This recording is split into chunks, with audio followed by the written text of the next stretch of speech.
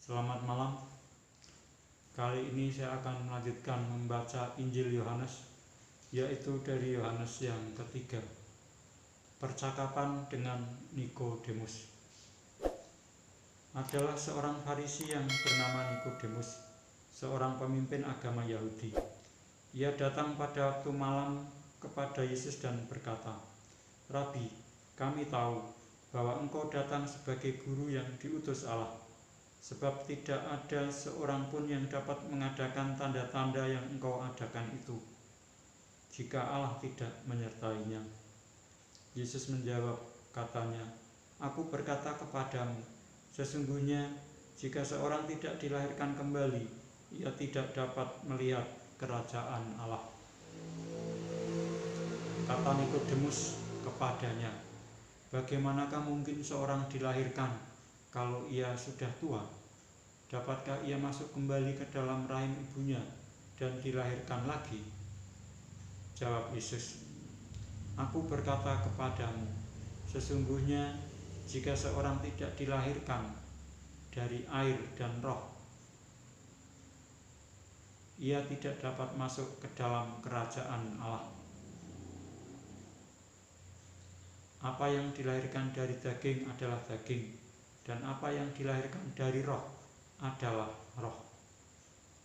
Janganlah engkau heran, karena aku berkata kepadamu, kamu harus dilahirkan kembali.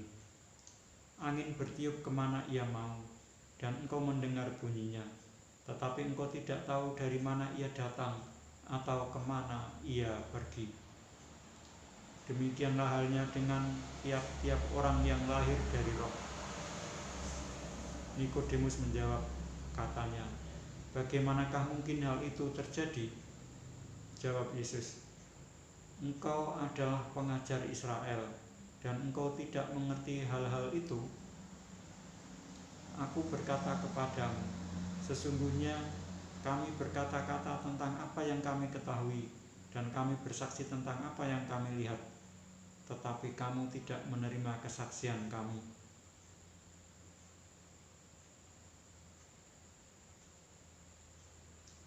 Kamu tidak percaya waktu aku berkata-kata dengan kamu tentang hal-hal duniawi.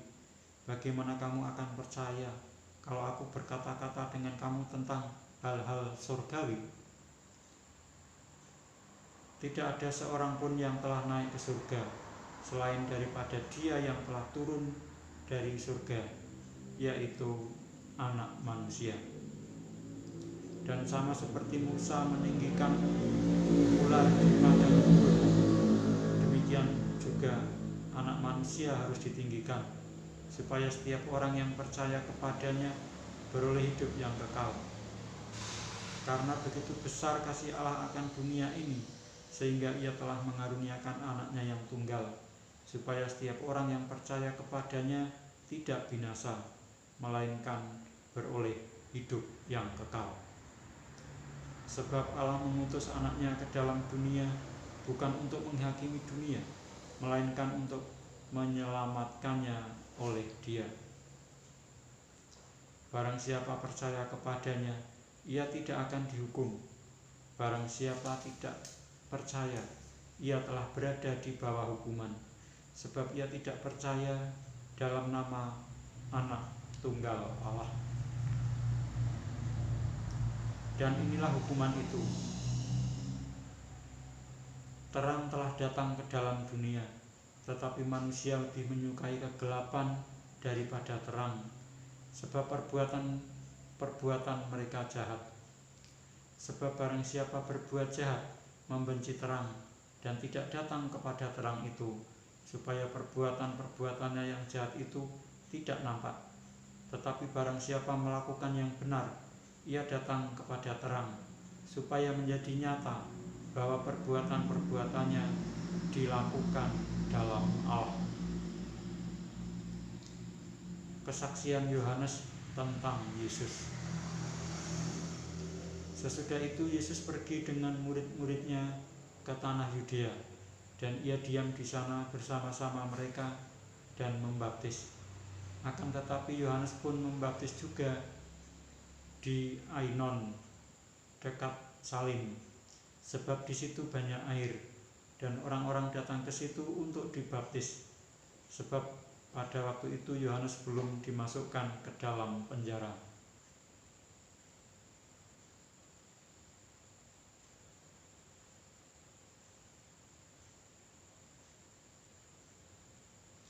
Maka timbullah perselisihan di antara murid-murid Yohanes dengan seorang Yahudi tentang penyucian. Lalu mereka datang kepada Yohanes dan berkata kepadanya, "Rabi, orang yang bersama dengan engkau di seberang sungai Yordan dan yang tentang dia engkau telah memberi kesaksian, dia membaptis juga, dan semua orang pergi kepadanya." Jawab Yohanes, "Tidak ada seorang pun yang dapat mengambil sesuatu bagi dirinya kalau tidak dikaruniakan kepadanya dari surga.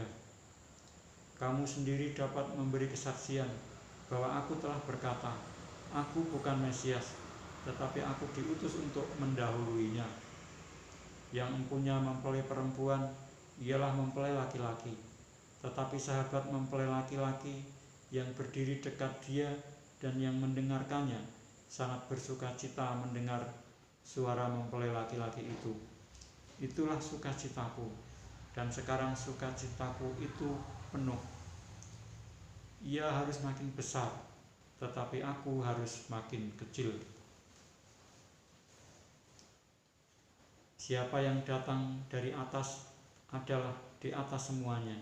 Siapa yang berasal dari bumi, termasuk pada bumi, dan berkata-kata dalam bahasa bumi. Siapa yang datang dari surga adalah di atas semuanya. Ia memberi kesaksian tentang apa yang dilihatnya dan yang didengarnya, tetapi tak seorang pun yang menerima kesaksiannya itu. Siapa yang menerima kesaksiannya itu, ia mengaku bahwa Allah adalah benar. Sebab siapa yang diutus Allah, dialah yang menyampaikan firman Allah, karena Allah mengaruniakan rohnya dengan tidak terbatas. Bapa mengasihi anak dan telah menyerahkan segala sesuatu kepadanya. Barang siapa percaya kepada anak, ia beroleh hidup yang kekal. Tetapi barang siapa tidak taat kepada anak, ia tidak akan melihat hidup, melainkan murka Allah tetap ada di atasnya. Saya lanjutkan membaca Injil Yohanes yang keempat. Percakapan dengan perempuan Samaria.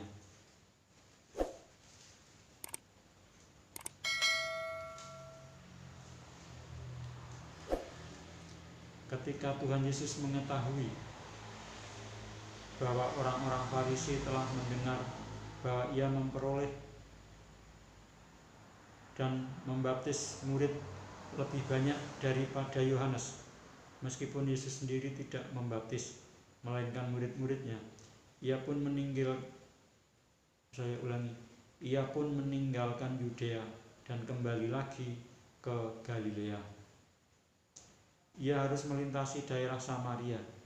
Maka sampailah ia ke sebuah kota di Samaria yang bernama Sikar, dekat tanah yang diberikan Yakub dahulu kepada anaknya Yusuf.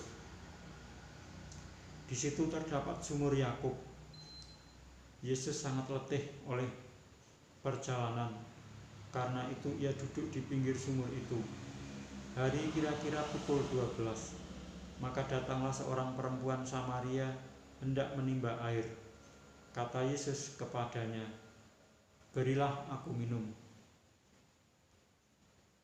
Sebab murid-muridnya telah pergi ke kota membeli makanan.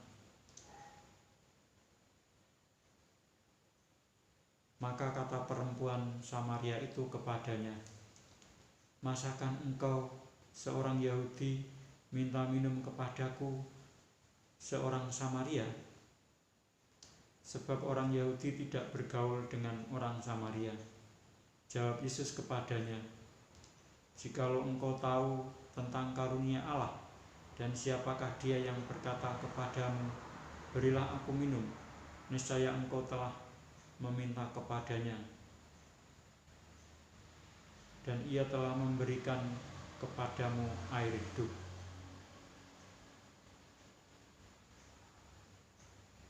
Kata perempuan itu kepadanya, Tuhan, engkau tidak punya timba, dan sumur ini amat dalam. Dari manakah engkau memperoleh air hidup itu? Adakah engkau lebih besar daripada bapa kami Yakub, yang memberikan sumur ini kepada kami, dan yang telah minum sendiri dari dalamnya, ia serta anak-anaknya dan ternaknya? Jawab Yesus kepadanya, barang siapa minum air ini, ia akan haus lagi.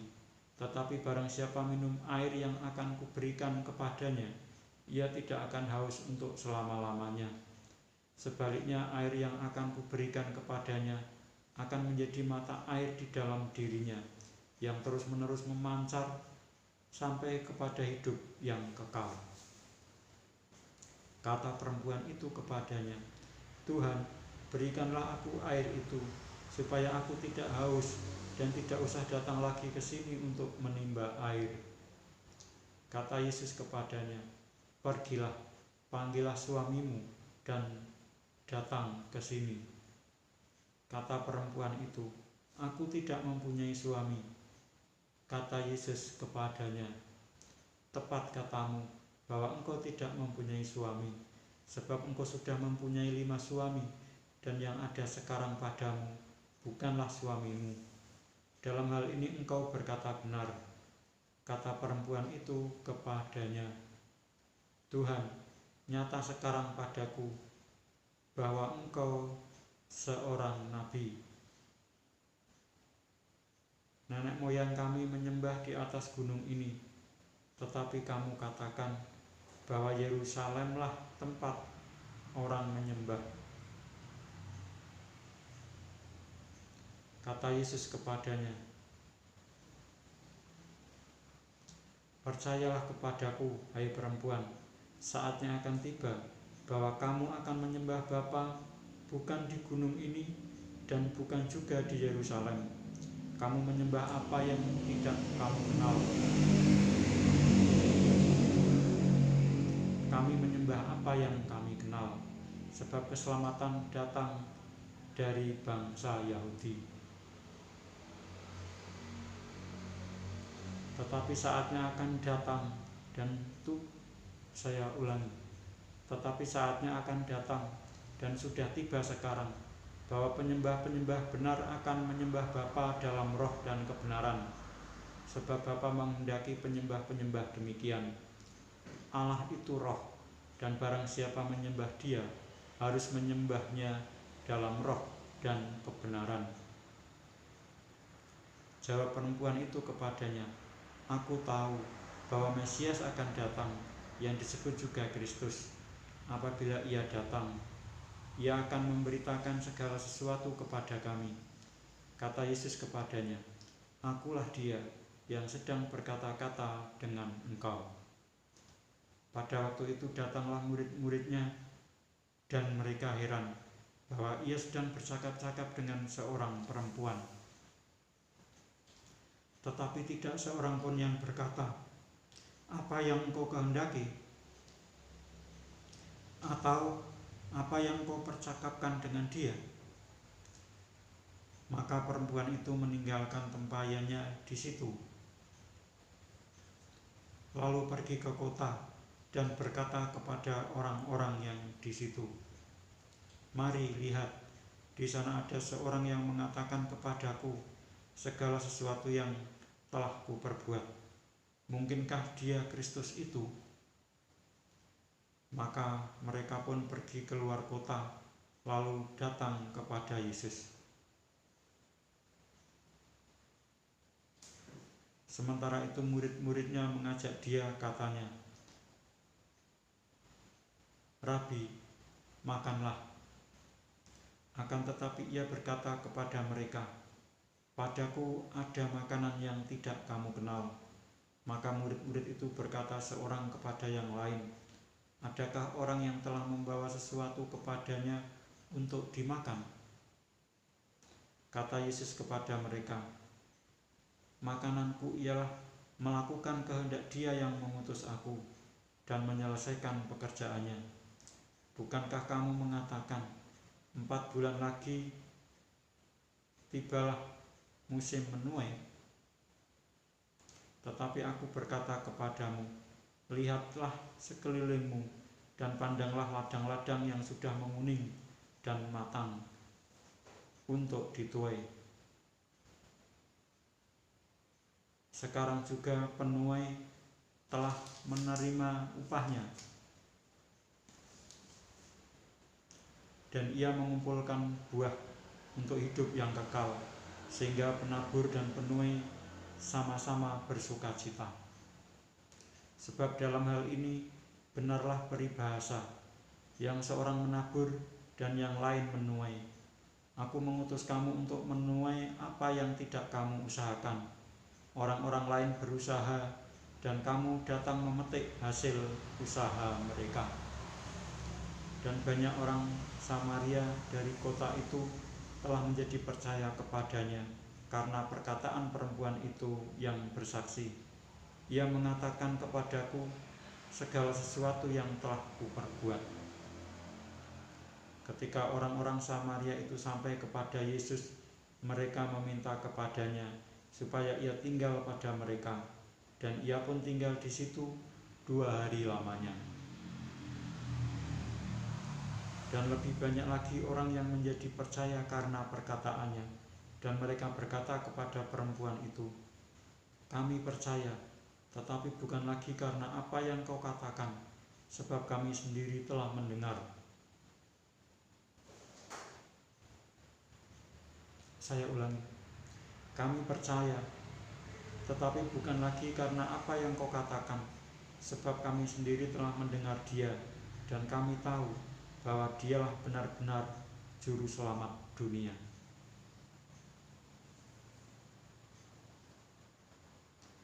Kembali ke Galilea.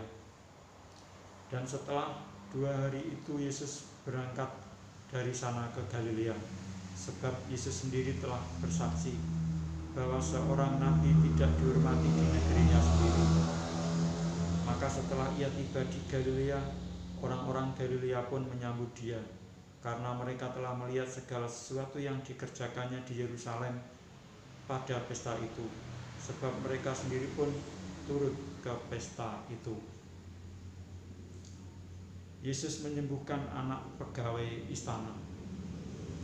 Maka Yesus kembali lagi ke Kana di Galilea, di mana ia membuat air menjadi anggur.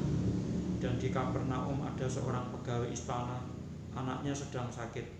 Ketika ia mendengar bahwa Yesus telah datang dari Yudea ke Galilea, pergilah ia kepadanya lalu meminta supaya ia datang dan menyembuhkan anaknya, sebab anaknya itu hampir mati. Maka kata Yesus kepadanya, jika kamu tidak melihat tanda dan mujizat, kamu tidak percaya. Pegawai istana itu berkata kepadanya, Tuhan, datanglah sebelum anakku mati. Kata Yesus kepadanya, pergilah, anakmu hidup. Orang itu percaya akan perkataan yang dikatakan Yesus kepadanya, lalu pergi. Ketika ia masih di tengah jalan, hamba-hambanya telah datang kepadanya dengan kabar bahwa anaknya hidup. Ia bertanya kepada mereka, pukul berapa anak itu mulai sembuh? Jawab mereka, kemarin siang pukul 1 demamnya hilang. Maka teringatlah ayah itu bahwa pada saat itulah Yesus berkata kepadanya, anakmu hidup. Lalu ia pun percaya, ia dan seluruh keluarganya.